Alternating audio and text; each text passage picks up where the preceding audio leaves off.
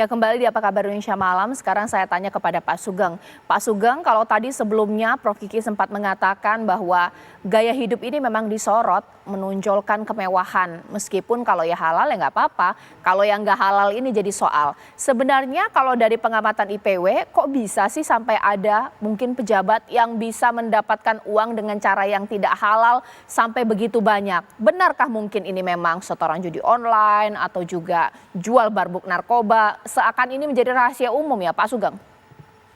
Loh, praktek penyelewengan penggunaan kewenangan itu banyak terjadi, ya. Bahkan praktek kemudian setor menyetor, IPW mendapatkan informasi yang banyak. Bahkan ada di satu kesatuan, ya, kesatuan reserse. Setiap anggota di satu kesatuan reserse harus menyetor sejumlah uang kepada pimpinannya, baik mungkin kasat, kanit, bertingkat itu, ya. Ini saya dapat laporan dari beberapa polisi di daerah, di Jakarta juga. Jadi bukan sesuatu yang aneh itu terjadi, ya. Itu pertama. Nah, budaya ini harus dihilangkan. Bahkan ada polisi yang tidak tahan, akhirnya dia minta pindah keluar dari reserse. Ya, itu satu. Kemudian penyalahgunaan yang banyak masuk adalah ketika berurusan dalam soal penegakan hukum. Ini kan mati dan hidupnya orang ini. Nah, di sini potensi penyelewengan besar. Tadi contohnya ya, soal kemudian menggelapkan barang bukti. Di kode etik itu ada bahwa ada larangan dan itu sebagai pelanggaran berat, tetapi tetap terjadi, ya. Jadi seperti itu. Ini karena pengumpulan uang dari penyalahgunaan. Yang terakhir yang bisa kita lihat terang benderang itu September 2022, Kapolres Bandara itu kan di PTDH karena menerima dari bandar narkoba uang sejumlah 225.000 US dollar dan 326.000 Singapura dolar. Itu hampir 7 miliar kalau dikonversi. Ya, jadi itu sesuatu yang terjadi. Nah, ini yang harus kemudian dipangkas supaya kepercayaan publik muncul. Itu sudah disampaikan di dalam pemberitaan oleh Presiden. Karena uang yang diperoleh itu tidak halal, sensitivitas kemudian juga menjadi tumpul. Ya. Jadi enak aja mereka mempertontonkan penggunaan kekayaannya di depan publik. Ya itu itulah ditonton masyarakat lah. Nah, oleh karena itu ya harus ditindak nih. Ya. Pengawasan internal harus keras ya. Ya. Ini contohnya nih Mbak. Baik. Ya. Ada peraturan ya. Halo? Ya. Pak. Oke. Boleh dilanjutkan Pak? Lanjutkan Pak. Ada apa? Oh iya. Ada peraturan pada zaman Pak Tito, kalau tidak salah peraturan 2016 atau 2017 ya.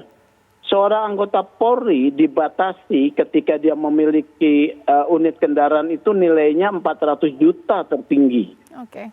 Kalau kemudian setelah kenaikan ya sampai dengan saat ini, itu kan diperkirakan naik sekitar 200 juta, 600 juta.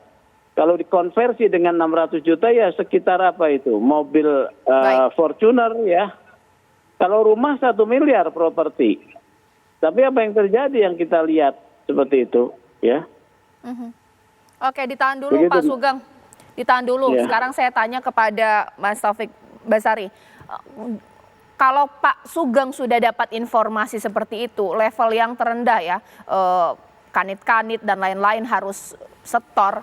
Komisi 3 bagaimana ini? Kok diam saja? Seperti apa?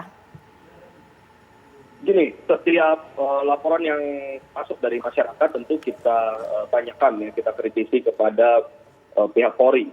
Tapi Komisi 3 ini kan bermitra dengan Polri dengan bentuk bahwa setiap rekomendasi yang disampaikan oleh Komisi 3 kita harapkan ditindaklanjuti oleh Polri. Nah, saat ini yang kita harapkan proses check and balances ini berjalan. Jadi setiap laporan yang masuk itu juga harus ditindaklanjuti dengan cepat, responnya cepat dari pihak Polri-nya. Dan semakin lambat maka semakin turun juga kepercayaan dari masyarakat. Oleh karena itulah maka salah satu tantangan yang saat ini dihadapi oleh Polri dan harus dijawab dengan bentuk bukti berupa tindakan, yaitu merespon dengan cepat segala laporan-laporan yang masuk. Nah, persoalan gaya hidup ini kan sebenarnya juga tidak bisa berdiri sendiri.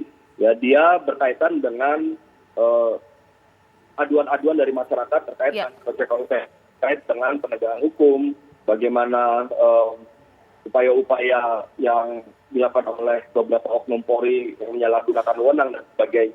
Nah, sementara di sisi lain, sebenarnya ada juga beberapa personal-personal Polri yang justru hidupnya sederhana, ya seperti para Babin Kaptidmas misalnya, yang berhadapan langsung dengan masyarakat di desa-desa. Mereka hidup sangat sederhana, mereka bekerja dengan kondisi geografis yang sulit dan sebagainya.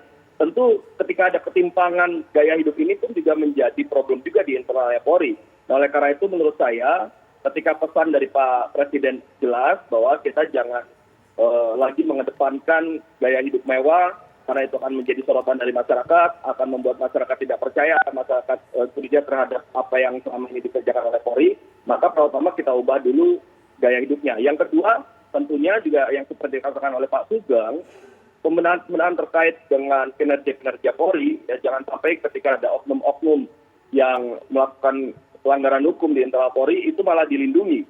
Ya seharusnya justru yang harus ditegak. Ya.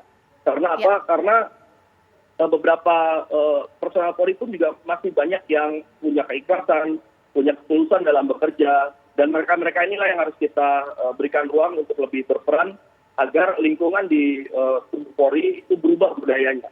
Budaya yang tidak lagi menggunakan kewenangan untuk kepentingan pribadi ataupun kelompok, melainkan bagaimana budaya untuk menjalankan tugas dengan baik dan menjaga citra Polri untuk mendapatkan kepercayaan penuh dari masyarakat. Ya, sekarang atau sesaat lagi pemirsa saya akan tanyakan kepada Prof. Kiki dan juga Pak Beni berdasarkan hasil temuan dari IPW Pak Sugeng bahwa ada 1 unit serse yang harus menyetorkan uang. Ini kan kalau bisa diberikan tanggapan atau mungkin dilemparkan hal ini kepada masyarakat, masyarakat pasti akan bertanya, lantas uang tersebut hanya akan sampai di tingkat serse atau jangan-jangan nanti sampai ke atasnya pemirsa.